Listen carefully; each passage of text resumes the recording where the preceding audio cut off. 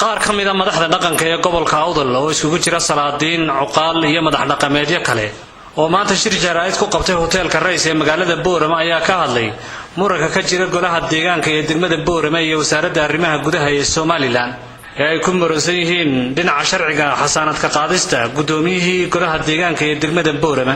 madax dhaqameedadan ayaa u soo jeediyay xukuumadda Somaliland inay faragelinta ka dayso golaha deegaanka ee degmada Boorama. waxa kale oo ay sheegeen in ay arrintani keeni karto nabadgelyo darro ku soo korodha gobolka Awdal.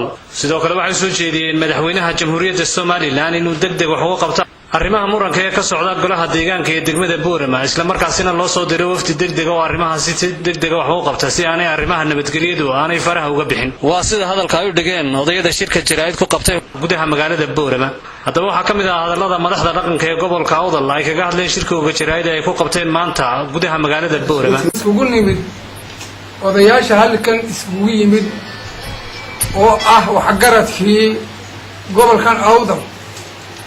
waxaan maanta iskugu nimid arrinta dawladda hoose ka joogta 14 baa fadhiistay. 14kii nin bay rideen. ninkaasi dawladdaa soo eedaysay xeer ilaaliyaha guud iyo hanti dhowraha guud warqad baa loo keenay. warqadaasay ku fadhiisteen. go-aanka abay gaadheen way ninkii way rideen. ninku dee meesha kama bixine rag baa joogi jiray oo iyaguna dee la riday. dee inay cidi ku dhegto xilka maaha. qolana dee meesha ma ay laha.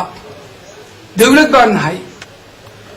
waxaan dee la yaabanahay horta go-aankaasaan taageersanahay oon iskugu nimid. ay ku rideen inankii hore ka dambana meelku gaadh ay ugu doorteen muumin gadiid wasiirku miyuuna dawladdu ka mid ahay. siday dee u kala hadlaysaa dawladdu meel dadka yana isku dirine ha midowdo dawladda sare. Soomaaliland waxay isu keeneen waa sharci, waa nidaamkii annagu inuu jiraan haysanaa weli aaminsannahay inuu jiro. qoladani tiri ninka laba xidhi kale annagu raggaan doonaa ciyaalka iyagii ninba wejigu yeelaya kama yeelayno ma ka yeelayno. dadku waa dhalinyartayadii maamulka annaga wadayaala nidaam baa jira. waxaan leeyahay waa tijaabo Awdal lagu eegayo. wax badan baa khadkani socday oo mara yaroo Awdal layla ladaadha xorti jiray. maantana maxaa la keenay maamulkiiba in la qaybiyo si qabiila u noqoto Awdal noqon wayso. odayaal bay leedahay, waxgarad bay leedahay, ahludiin bay leedahay. dawladda waxaan ka codsaynaa waajibka xaqa ah aynu isu ognahay isu raacnay halla wado. haddii laga leexdo annagu rag baan u nahay ka taliya gobolkooda iyo magaaladooda waan ka baxay. wasalaamu calaykum. dee ninka la maqashiiyey intaasoo milyan buu cunay oo lacagtii hantidii ummaduu cunay la maqashiiye laga sii daayay idaacadii meel kasta loo qaybiyey. haddana kursigaa ha fadhiyo aqalada albaabada lagala baxay yaa albaabkiisa lagala bixi doona dee nimala caynu doono soo maaha. halkaa waxay istaagay cashuurtii degmada way istaagaysaa. waxaan leenahay ha loo daayo xildhibaanadu fadhigoodii way fadhiisteen xasaanaday ka qaadeen sidii sharcigu ahaa baanay u dhameeyey. waxaa la yidhaha caaqil xasan muuse cabbaas shacabkii loo sheegay 3,800,000 inay oo hordhicihiin hantidoodii ka maqan tahay aanan laga qancinin. shaqa sida ku soconaysa magaranee dawladdu hayso noqoto. madaxweynaha dalkan Somaliland maxamed siiraayi wasiirka arrimaha gudaha degdeg inay arrintan soo farageliyaan gobolka kana bedelaan sidaa hadday ku iloobaan waxayna wax ka qaban karin baa dhici doona oo noomana qabsan doono. wasalaamu calaykum waraxmatullahi. haddiise ninkii dembi galay ee xoolo cunay laleeyahay ha ku fadhiisto kursigii ee la caddeeyey kuwa hargeysa ee bara saabka ka mid yahay ee waxba lagu caddayn maxaa lagu haystaa ma la sii daayo. war annagu waxaan arkaynaa meeshan in qas laga wado. mayna hukumad keliyahay hukuumadda kelihii mayayna xeer dhahay. xeerkii goornaa la jebiyey. hantudhowr bay leedahay, xelaalidii ay leedahay, yaa yay leedahay.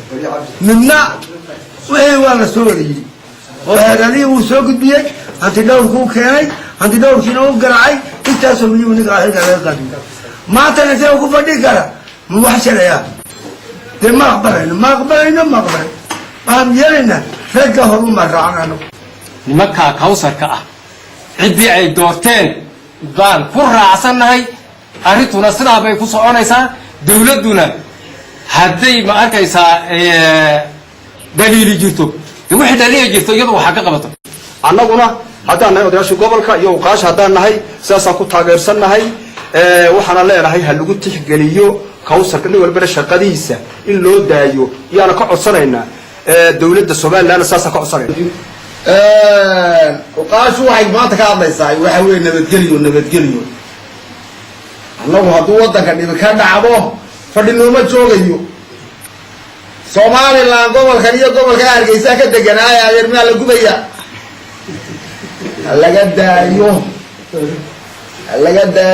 halaga daayo dhibtaan leenahay waddanka geestana ka fayoobayd oo wixii dhib ka dhacda bari loo gurmanaye ma in la isku gurman baa la rabaa ama nabadgelyaha lagu soo dabaalaan le hadalka intaa ma dhaafina waxaa la garabsanaana waa dawladda hadday iyadii garabka noo ahayd ee badbaadada lala samaynaysay ay tayada ka xumaatana way naga xumaanaysaa waxa weeyaan cidda ay soo dirtay dawladdu ee ay hay-adaha u kala magacaabo ee xilka u saaran yahay ha loo daayo sida ay wax u dhigeen ee iyada ugu shaqaynayso sharcigu siduu yahay ha loogu dhaqmo annaguna waanu hoggaansannahay baan leenahay qoladaasina ma gefin baan leenahay ciddii gefke samaysay kuwa xidhan waxa loo qabto kani haddii la rabo isagana sharci siduu yahay waxaan leenahay annagu ha la baadho ha la fuliyo haddii waarankii lasoo diray